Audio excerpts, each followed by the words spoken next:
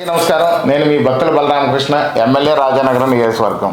విజయవాడ పరిసర ప్రాంతాల్లో ఈ మధ్య కాలంలో వచ్చిన వరదల గురించి మీ అందరికీ తెలుసు. ఈ వరదలు ప్రజలను చాలా అష్టకష్టాలు పెట్టింది.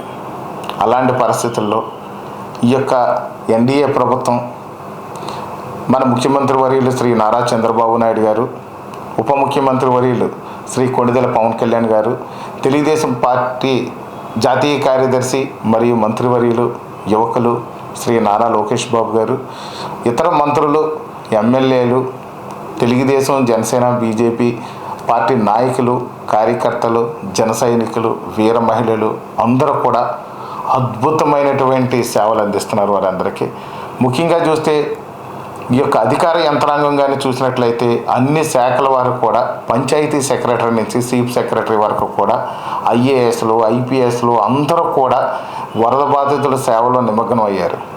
వరద బాధితులు అందరికీ కూడా ఒక్కరికి కూడా ఇబ్బంది పడకూడదు, ఏ ఒక్కరూ ఇబ్బంది పడకూడదని ప్రతి ఒక్కరికి ఈ యొక్క నాణ్యమైనటువంటి ఆహారాన్ని అందించాలని, తాగునీరు సక్రమంగా అందించాలని, అదేవిధంగా చంటిబిడ్డలకు పాలు, బిస్కెట్లు సక్రమంగా అందించాలని, రోగులకు వైద్యం అందించాలని, ఈ యొక్క అన్ని విధాలుగా కూడా ఈ యొక్క వరద బాధితుల సహాయార్థం పూర్తి స్థాయిలో రేయింబవళ్ళు అందరూ ఏకస్తులయ్యి కష్టపడి ఎంతో ప్రాణ నష్టం జరగకుండా ప్రయత్నం చేసింది.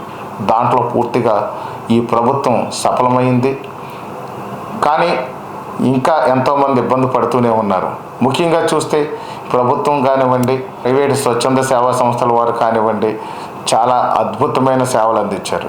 అద్భుతమైన సేవలు అందించి చంటిబిడ్డ తల్లులు కానివ్వండి, లేదా గర్భిణీ స్త్రీలు కానివ్వండి, వృద్ధులు కానివ్వండి, రోగులు కానివ్వండి, వాళ్ళందరినీ కూడా సురక్షిత ప్రాంతాలకు తరలించి మెరుగైన వైద్య సహాయం అందించడంలో కూడా ప్రభుత్వం సఫలమైంది. ఎక్కడ ఎలాంటి ఇబ్బంది, ఎక్కడ ఎలాంటి ప్రాణ నష్టం కూడా జరగకుండా కాపాడగలిగింది. అయితే ఆస్తి నష్టం మాత్రం చాలా భయంకరంగా సంభవించింది. అలాంటి పరిస్థితుల్లో ఇప్పటికే చాలా పెద్ద పెద్ద వ్యాపారులు, సినీ తారలు, చిరు వ్యాపారస్తులు, స్వచ్ఛంద సేవా సంస్థలు, ప్రభుత్వ ఉద్యోగులు, ప్రైవేటు ఉద్యోగులు అందరూ కూడా తమ వంతు సాయం అందిస్తూ కూడా వరద బాధితులకు బాసటగా నిలిచారు. అలాంటి పరిస్థితుల్లో నేను కూడా గత 5 రోజులుగా ఈ వరద బాధితుల సహాయార్థం తెలుగుదేశం పార్టీ కేంద్ర కార్యాలయం, జనసేన పార్టీ కేంద్ర కార్యాలయం ఆదేశానుసారం నేను కూడా గత 5 రోజులుగా కూడా విజయవాడ పరిసర ప్రాంతాల్లో జరిగినటువంటి ఈ వరద బాధితులందరికీ కూడా సహాయార్థం నిలబడ్డాను.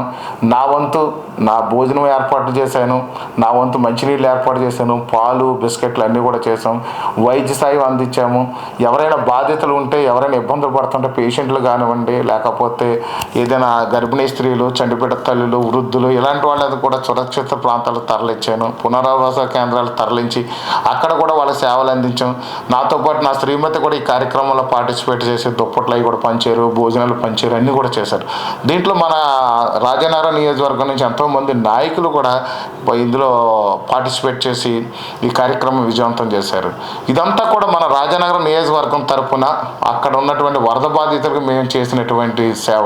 కాబట్టి ఈ సేవ ఫలితంగా మన వంతుగా ఉడతాభక్తిగా రాజానగరం నియోజకవర్గం తరఫున నేను నా శ్రీమతి వెళ్ళి సేవలు అందించడం జరిగింది. కానీ అక్కడ పరిస్థితులన్నీ చూస్తే మనసు చలించిపోతుంది. అక్కడ వాళ్ళ బాధలు చూస్తే, ఆస్తి నష్టం చూస్తే చాలా భయంకరంగా ఉంది.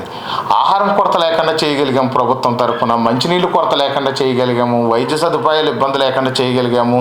ఈ యొక్క ఎవరైతే ఈ చంటిబిడ్డ తల్లులు, లేకపోతే గర్భిణీ స్త్రీలు, వృద్ధులు, రోగులు ఉన్నారో వాళ్ళని కూడా సురక్షిత ప్రాంతాలకు పంపించి వైద్యం అందించాం. కానీ వాళ్ళకి చాలా విధాలుగా ఆస్తి నష్టం జరిగింది. ఇంకా కూడా ఈ యొక్క మూగజీవాలు, ఆవులు, గేదెలు, కుక్కలు, కోళ్ళు అన్నీ కూడా చనిపోయినాయి. ఇదంతా కూడా చాలా ఇబ్బందుల్లో ఉన్నారు. వాళ్ళందరూ కూడా చాలా కష్టతరంగా ఉంది. వాళ్ళు కోలుకోవాలంటే కొంచెం టైం పడుతుంది బాగా. దానికి ప్రభుత్వం తరఫున కూడా పూర్తిగా సహాయ సహకారాలు అందిస్తున్నారు. కానీ నా మనసు చలించిపోయి అక్కడున్న పరిస్థితుల దృష్ట్యా మా కుటుంబ సభ్యులు, ముఖ్యంగా నా యొక్క కుమార్తెలు, మా అల్లుడు, నా భార్య బత్తల వెంకటలక్ష్మి గారు, నేను అందరం కలిసి ఒక నిర్ణయం తీసుకున్నాము. ఆర్థికంగా మేము కూడా కష్టాల్లో ఉన్నాము. అయినప్పటికీ కూడా మా కుటుంబం తరపున రాజానగరం నియోజకవర్గం తరపున 25 లక్షల రూపాయలు సీఎం సహాయ నిధికి మేము ఒక విరాళంగా ఇవ్వాలనుకుంటున్నాం. ఈ విరాళం అంతా కూడా మేము పవన్ కళ్యాణ్ గారు ద్వారా, ఈ యొక్క నారా లోకేష్ బాబు గారి ద్వారా సీఎం సహాయ నిధికి ఇవ్వదలిచాము. మా యొక్క కోరిక ఒకటే, రాజానగరం నియోజకవర్గంలో చాలామంది స్వచ్ఛందంగా దాతలు ఉన్నారు, ఒక మంచి మనసున్న మహారాజులు ఉన్నారు, మహారాణులు ఉన్నారు, ఎందరో పుణ్యాత్ములు ఉన్నారు. ఇలాంటి పరిస్థితుల్లో ఈ ఆపత్కాల సమయంలో వరద బాధితుల సహాయార్థం మీరేదైనా సహాయం చేయాలనుకుంటే, విరాళాలు ఎవరన్నా ఇవ్వదలుచుకుంటే మీరు చెక్ రూపంలో కానీ డీడీ రూపంలో కానీ ఈ యొక్క ముఖ్యమంత్రి సహాయ నిధికి ఇవ్వాల్సిందిగా కోరుతున్నాము.